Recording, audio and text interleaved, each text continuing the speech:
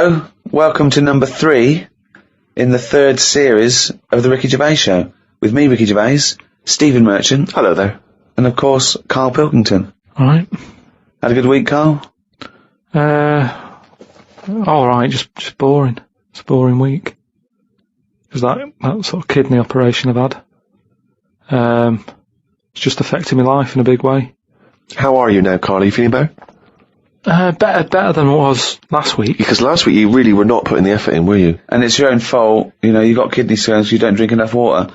That's what I've been doing this week. Just drinking. You said what sort of week have you had? What have you been up to? That's what I've done. I've drank water. That's all I've been doing. If there's a water shortage in London, it's because of that.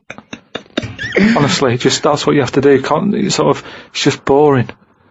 Just like a basking shark. Just sort of with its mouth open, just going through the water. Sick of it. Oh, he's led the life of plankton for 1 week. Have you been able to do anything, or have you just been resting? It's best to rest. Just because, your body's still in shock, even though in the head, physically, I thought it was alright. The body sort of just acts in weird ways. Brilliant. It's a weird thing, isn't it? Like I said last week, you don't think about your body until there's something up with it. And then you panic a bit. And then you go, right, I'm going to look after it from now on. I've been given a second chance here. As I said before, this was not a life-threatening illness or operation. No, but it's that same thing. The last time I had it was when I nearly choked to death on the Mr. Freeze pop. Right. Where I had that sort of, what do they call it when you have like a second coming? Do you know what I mean? It's that sort of thing where I don't think you're the second coming. No, but that thing of... If you are, we're all screwed. You mean the second chance? Yeah, it's a second chance thing. Your life flashes before you, doesn't it? Yeah, but you get, you suddenly feel kinder. Do you know what I mean? Really? Yeah, you sort of go, right, that was a bit of a warning. Like Scrooge? Be good to people and stuff. Yeah, a little bit. I think it's normal. So are you now a nicer person? You're giving more generously to charity and the like? Well, I haven't been out, so I can't do anything. I can't help anyone. Yeah. Go online and... But maybe, once... Donate some money, all this cash you're in. No, I've given enough money away. Sick of it. But, it's changed. So he hasn't changed at all then, no? But you've also got to be careful as well, because there's that thing of, you can drown yourself, by having too much water. Yeah. So it's just getting that balance right of not having too much and filling yourself up. It's that balance, right, of not dehydrating and, becoming like a desert jellyfish, like a little crisp, and drowning yourself. Yeah. You're right, it is a balance. That's exactly what you've got to do. I don't know how you've managed it, Carl. It's very complicated. Yeah. No, but what I do is when I'm thirsty, I drink, and when I'm not thirsty, I don't. Yeah, but that's the problem with me. Whatever it is that's in your head that says you should have a drink, I don't really have one. It's called a brain. It's called a brain. Yeah. It's the brain that tells you. But the brain's never thirsty. I only think of drinking when I'm eating. And I'm not eating as much because my kidney's weird. I don't want to put any pressure on it, so I don't drink. So now, if I have it in front of me all the time, I go, right, I've got to have that. So I feel a bit better. Good. Just, it's just been a long week. Because when you don't do much, it's just, time doesn't whiz by. And normally your weeks are packed, as we know, with visits to the cobbler. Yeah. Well, it's just like they say, innit? They say, following an ant. Exactly, yeah. You've already got a hectic schedule. I know, I don't know how you fit it all in. But, because I was close to death and everything. You weren't close to death. I've been thinking about, other people who've been in that situation where they're dying and what have you. And it's weird how, like, in a way, do you know, like they say before you die, things to do? Yeah. I've never heard that sentence before. I don't know if they say. Well, I've extrapolated from that. What you mean is there are certain things you should do before you die. Swim with dolphins, etc. Yeah. But in a way, because I've had such a boring week, it's been a long week. So if I was dying, don't go swim with dolphins because you'll love it and the time will whiz by and you go, oh, there's another day gone. Whereas I've been sat at home watching, The Price is Right and stuff. And it's just like, oh, it's only 4:00. Oh, this is dragging. So if I was dying, I'd go, yeah, it's dragging, but I've got ages more left to live. Yeah. What's the point? But it's really about quality of existence, isn't it, when you're dying? No, but anyway, I'm just saying. Oh, okay. Been a boring week. But what I've been doing is going on the internet, sort of learning stuff, watching more documentaries about stuff. Yeah. Okay, tell me something you watched on the internet then. The thing that stands out the most, there's this spider Right. that a fella got, popped it in like a little sort of bottle, Yeah. and chucked in 80 ants, and the spider, right, just went mental. And I don't know if the spiders eat ants. I don't know if they do, but he wasn't happy with them that they were there, and he was just whizzing around, sort of biting them, not eating them, just giving them a bite, and the ants would sort of just lie there dead.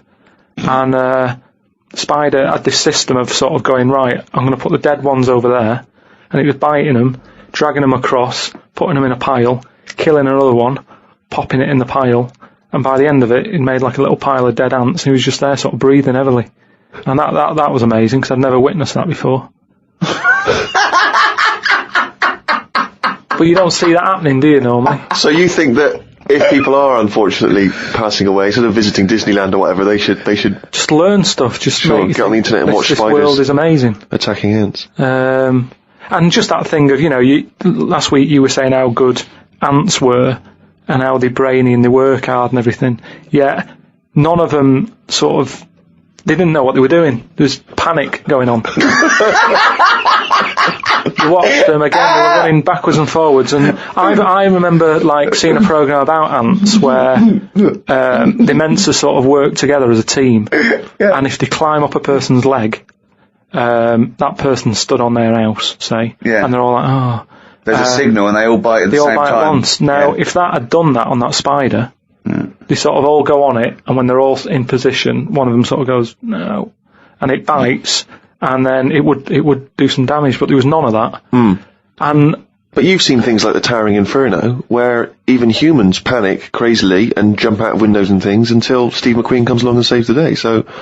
Yeah, but at the end of the day, when you're in a Towering Inferno, you were there relaxing on holiday. So, of course you're going to be relaxed, and the shock of it's going to make you go, oh, I wasn't ready for that, I was sat here in my trunks. Whereas that ants should always be alert. Well, yeah. Any insect's life should always be... Well, so for a human scooping up 80 of them, putting them in a bottle with a giant spider. Yeah, but I'm just saying, that's what insects do. Their life, they never relax. That's what's weird with an insect. There's no downtime, is there? It's you wake up, you go and get the food, you build your house. That's what you do, so you're always alert. They shouldn't be sort of running around going, oh, what do we do now? That should be in them. I love that you're annoyed at these poor ants that were bitten to death. But also, they say they're clever. I was looking at it. If I was an ant, I would have just crawled under the pile of dead ones. Just sit under there, wait for the spider to go. None of them were doing that. They were all staying on one side and the dead ones on the other. So I'm just saying that, you're always sticking up for insects, saying they know what they're doing. They don't. Where's this come from? When have I ever stuck up for insects? It's you that's follow them and saying they're brilliant and that, and ladybirds are right-handed and Christ knows what. No, but, so I'd learned that. Brilliant. You haven't learned anything. There's nothing to learn from that. There's nothing you learned from that. Something about jellyfish, and what else was there? There was a programme on the telly about survival, and a fella who, he looks after elephants, and he's in this little hang glider, looking for an elephant that he's looking after. He has to keep a track on where it's going and all that. And one day he's saying, oh, I haven't seen the elephant today, and the fella's like, well, look for it tomorrow. He's like, no, it's best if I go and look for it now, because it might go further away or something. He said, oh, I wish you'd leave it, till tomorrow. So straight away you're going, oh, this is trouble. So he's going out in his glider, sort of at night. He's looking for... I doubt it's a glider. It's a glider with an engine. It's one of a light aircraft then. Yeah. So he gets in that on his own. He's wandering about in the air, looking down. Like I say, it's loads of land. He's looking for one elephant. He's not having much luck. Anyway, I think he gets to the point when he goes, oh, I'm having no luck, I might as well go home. Goes to turn round. Something happens. The glider falls to the floor, crashes. Light aircraft. Yeah. That crashes. He gets out. He's broke his legs. Done his back in. His hands. I mean, he's in a bad way. And he looks at the plane, and that's a wreck. Petrol's coming out of it. He's thinking that's not going to fly again. And he has to lie there, doesn't he, for like 48 hours or something.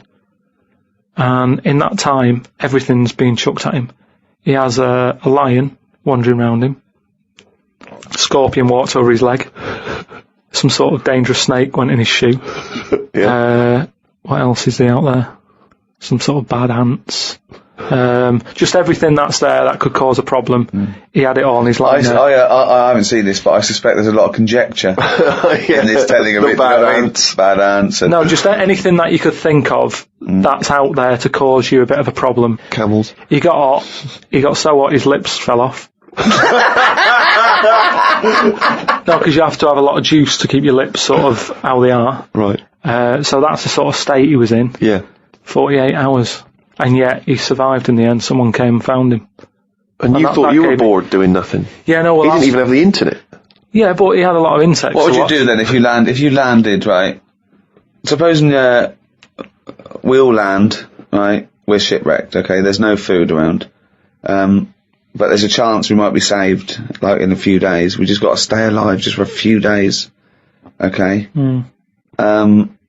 Steve offers up his penis. For what purpose? Well, it's already, you've torn it in the plane crash anyway, so it's hanging off. You go, okay, listen, lads, let's eat this. This will go 3 ways.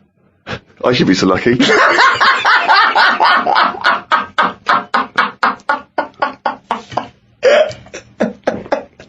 Okay, fine, yeah. I'll look for something else. Because we're surrounded by water. Why are we eating knob? There's loads of fish and everything. There's more fish in the sea than there is stuff on land. That was something else that I've read about how there's more sea life happening. There's loads more. What do you mean? Than what? Than stuff happening on land. Well, yeah, it's a bigger place, isn't it? Yeah, and there's more. They're all coming further in because it's getting so crowded. Everything's being pushed outwards. So we're going to get to a point where people won't go walking in the sea because there'll be something deadly just floating about on near the shore. Again, that's no information at all. I don't know. There's no information in that statement at all. Yeah, I said how the sea is so overcrowded that everything's being pushed to the edge. It's not overcrowded. It is. You mean things that are in the sea are being pushed to the edge of the sea? Yeah, because there's new stuff happening all the time. There's new creatures being made, they're changing quickly. They were saying how, like, I don't know, 50 years ago, jellyfish didn't even have a sting. That's rubbish. Try 50 million and you'll get closer to the truth. But what I mean is, in terms of, like, land, we all look the same, don't we? We've had 2 legs and 2 arms for ages. Whereas in the sea, things are changing at a really fast rate. So, like, jellyfish were knocking about. The sea is a much more stable environment than the land anyway. What are you on about? Well, I wouldn't have thought evolution is any faster in the sea than land. Yeah, it is. Well, no, what's the evidence for this? I'm telling you now. I'm telling you how jellyfish have changed. And look at them. And how have they changed then? So 50 years ago they didn't have a sting. Yeah. Now they have. Yeah. Trilbies, they wore trilbies 50 years ago as well. And they just spoke with a much more, refined accent. Yeah. Just that is quite a lot though, isn't it? Because jellyfish are nothing. But like no, you've made that up. That's not a fact. There's no facts come out of this discussion. Not that's interesting. That you haven't said anything. Jellyfish haven't changed in 50 years. No, they have. They've changed a lot in terms of... Well, they haven't changed in hundreds of millions of years, so I don't know what the 60s had to do with anything. I just don't know what influence the Beatles and Mary Quant suddenly had on jellyfish, when they hadn't changed for hundreds of millions of years. With all this sort of loose, free sex, free love, they were just going berserk. I know, yeah. There were no inhibitions amongst the jellyfish anymore. Things are changing a lot. To think that jellyfish, when they first came out, they were nothing. Jellyfish are nothing, aren't they? They're just a blob.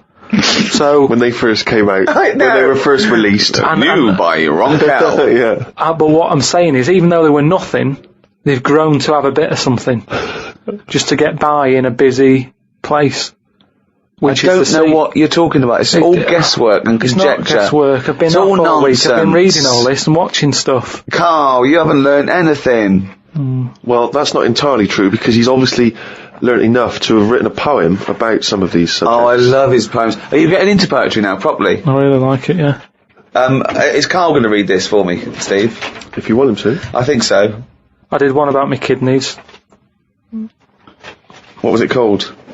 Didn't have a name, it doesn't need it. Ode to a Nephron.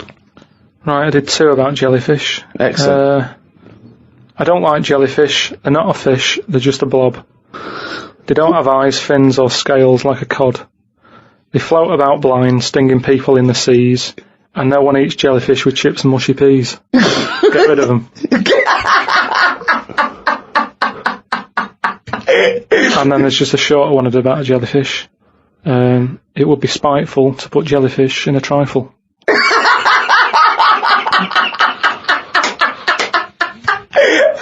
Yeah, it certainly would. So, That's great! That's really good! Because it's jelly. He's done us this. Yeah. That's a really good poem. It would be spiteful to put jellyfish in a trifle. yeah. A little half rhyme. Yeah. Do you want the one about my kidneys? Yeah. For God's sake, me belly ache. The doctor said it's me kidney. He said he's got to stick a tube up me knob. I said, you got to be kidding me. For God's sake, knob ache.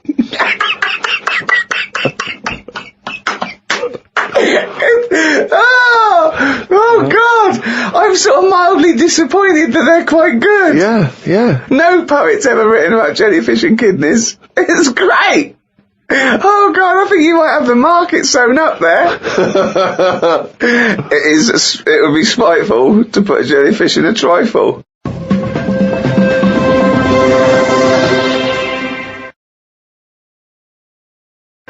I mean, I'm both impressed and fascinated and worried by Karl's new literary outlook. Yeah. You know, we've said to him, we've tried to make him appreciate the arts and poetry and explaining like what metaphor does and symbolism and all that. But I'm worried it'll backfire, because what if he becomes clever and erudite and then we lose our little endless well of stupidity? What if we lose our little shaved monkey? I mean, these podcasts without, It's almost like he were evolving into a human.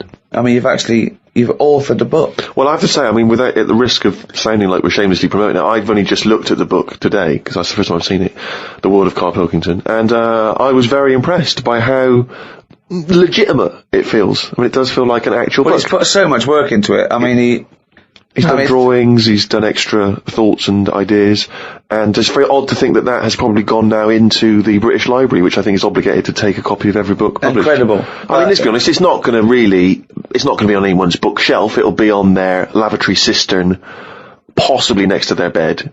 But nevertheless, it's hardback and it's got pages, it's a real book. Yeah. Will you now read some great works? Will you read poetry at all? Or? Probably not. I don't like reading made-up stories, because Fiction. life's interesting enough, innit? Right. If I'm going to read someone else's lies, I might as well make some of my own up and save me money, is what I mean. But you do read lies and made-up things, you just take them as the truth. Most of the spurious facts and apocryphal tales and ridiculous stories that you read on the internet are, fiction. Yeah, but as long as it gets you thinking, then it really doesn't matter. Say, like, I was telling you about the sea being full up, Yeah. right? How there's too many fish in it, and they're all being pushed out. Then, it was saying about how the jellyfish is changing from a bit back, just being a blob, to now being a blob with stingy bits. You go, oh. And then... No, I don't. I wonder what he read. And I wonder what he was reading. then I'll think of what other things are in the sea, how are they changing? And then that's when I might do a poem about an octopus with 2 heads. Because it's got me thinking. So no longer am I just reading someone else's story, spending a full week reading some other story. I've read a little paragraph, and that's got me thinking about and it's inspired you to make great art. With an octopus with 2 heads. And you just think, yeah, that would work. That's a good way for them to evolve. They've got all the arms. Give them 2 heads. They've got all the arms. And, you know, it would work, because like I've said to you before, it is one big head to make it 2 smaller heads. So it's just looking at science, looking at how things can move. It's not looking at But it's science. not looking at science. You then speculating on an octopus having 2 heads is of no value, is it, to anyone or anything? But there's people out there who are bringing out books who are writing stuff like that for sci-fi stuff. And I think, why am I reading But that's theirs? entertainment. Everyone knows it's not true. They're doing it to... But they do more than just say, wouldn't it be great if there was an octopus with 2 heads? They then paint a world in which this octopus exists I and can do presumably that. causes some kind of narrative interest. I can do that on my own, though. Without... So what's the story of the octopus with 2 heads? It's happier in the end. Everyone likes happy ending. He's got company. But that's not a story, Carl. What? Tell us the story. What, you made up a story about an octopus with 2 heads? No, I'm just saying... I've thought about how the sea's changing. Right, what else is in the sea? Octopus. Right, what's an octopus like? Well, it's just a big head with a load of arms. Right, how would I change that? I love this thought process. But it's not a story. This is not a story. It's not anything. It's just some thoughts you've had. It's not... But a story is there to make you think and have thoughts. But what is it that you've thought? You've not... I don't see what you've thought here. I've just thought, yeah, that'd be alright. I know, but... Well, like King Kong then. That's only someone who's gone, oh, monkeys are getting better at stuff. Yes, but it has a story, doesn't it? They go in search... No, it isn't. It isn't saying monkeys are getting better at stuff. That's not what it's saying. There's lots of themes, but that's not one of them. Monkeys are getting better at stuff. No, they're getting better at stuff. The way they try to he tried to go out with a woman. That's them moving on, isn't it? It's the monkey going, do you know what? I quite fancy her. And you know from the beginning, I mean, that is a story that you go, well, that relationship ain't going to work. Do you know what I mean? I mean, I've not gone out with women who I've quite fancied, but then they smoke. And you go, oh, that's enough to put me off. Yeah. So, when a monkey's that big, the thought wouldn't even pass my mind. To go on a date. This could work out. Sometimes it's just, you know, relationships aren't made for each other. Now, that for a story, you wouldn't think it'd go past page 1. Yet you're having a go at me because an octopus has got 2 heads. Which isn't that weird. When you look at them anyway, I mean, they must be the weirdest thing knocking about on the planet. I'm not kidding you. I've never seen anything so weird. And yet... he's angry because he's not seen anything so weird as an octopus, so it's not yet a story. What's weird about it? What's strange about an octopus with all the things that could... Why is it any weirder than a dog? Because it couldn't be further away from us. A dog has got human eyes. If a jellyfish had a pair of eyes like ours, I probably wouldn't worry about him that much. But like I said to you, it's that way that they haven't got eyes, they're floating about. I can handle some fish, they look like, because they've got eyes, you can make eye-to-eye contact with them. A jellyfish, what are you looking at? It's a snidey thing, like I've said to you. You can see a lot in eyes, do you know what I mean? They say, don't trust him, why? It's his eyes. Jellyfish haven't even got any and I don't trust them. Whereas if it had them, maybe there'd be the odd one that I'd go, oh, that one's alright. Okay, Carl, I'm just going to throw an animal at you. Tell me how weird it is, what bits annoy you, how you change it. Okay? A crab. How would I change it? Yeah. Does it annoy you? Do you think it's weird? They are weird, but they're at that size where they can get away with it. Yeah, it suits them. Okay, good. Would I change anything? In a way, you know, what you're saying about things not working, he can't walk forwards. So why hasn't something happened? Why haven't they said, you know what, these arms are too clumsy. We need to have them so they can slot away easier, and we can pull them out when we need them, instead of clumping around with them. Because they do struggle. You see them struggling with their arms. Yet they're still here, they're still doing that, they're still designed that way. What's the weirdest animal? So you think the octopus is the weirdest animal on Earth? Yeah. In terms of design and everything, and if you lined everything up, say if I'd come from another planet, and everything was lined up in a row, and they said, right, we're going to give you a crash course in what's knocking about on this planet. Yeah. And you go, right, go on then.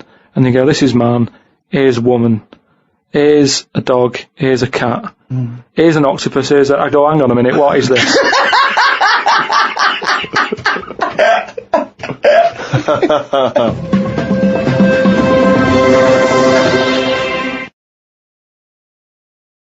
Oh, it's only going really down.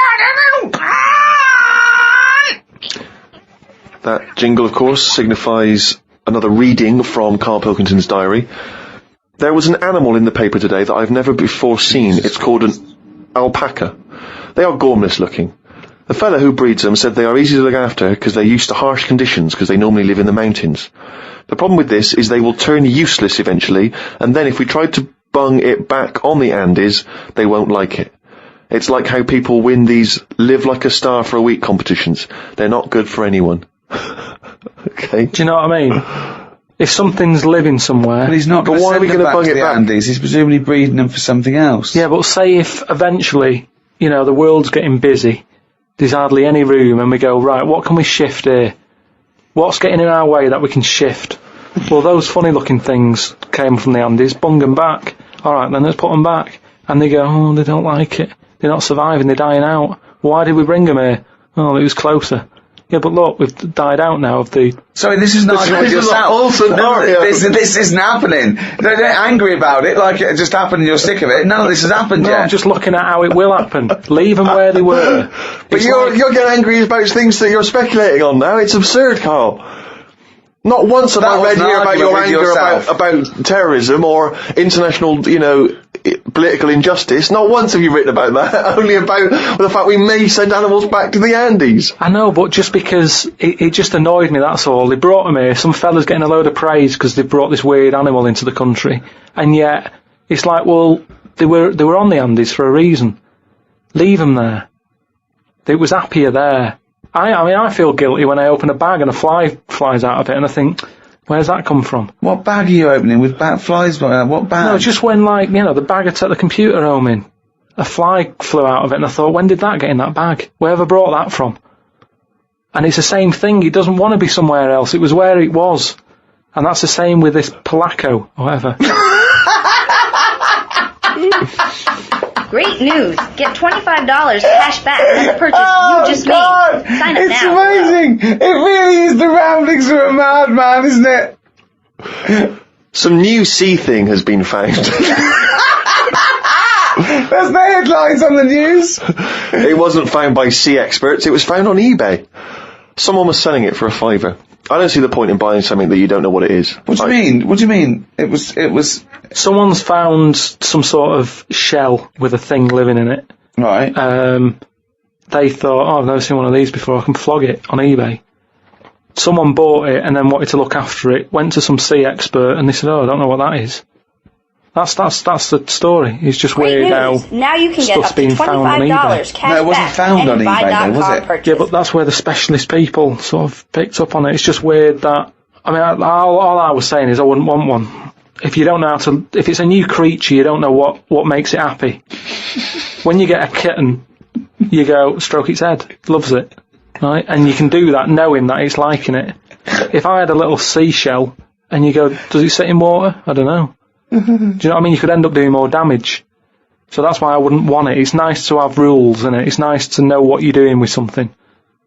Well, as you write in the diary, it's like if an alien landed and wanted to live with you. As much fun as it might sound, it wouldn't be long before you got annoyed with it because it wouldn't eat the food you gave it. That's what I'm saying, but I couldn't have a go at it because it might not like pasta. It might not. Everyone likes pasta. Well, that's it for another week. I hope you've enjoyed this half hour of drivel. I mean, some of the most stupid things ever said. I mean, it's like he's got a contempt now for the world. Like, he doesn't care what comes out of his head. Learning can be frustrating, can't it? You know, you maybe I'm getting you thinking, maybe on your way home today you'll be going, yeah, octopus with two heads. And if you do that for 5 seconds, I've done my job. Good to have a job in it. So, from me, Ricky Gervais, goodbye. From Steve Merchant. Goodbye. And from Karl Pilkington. All right.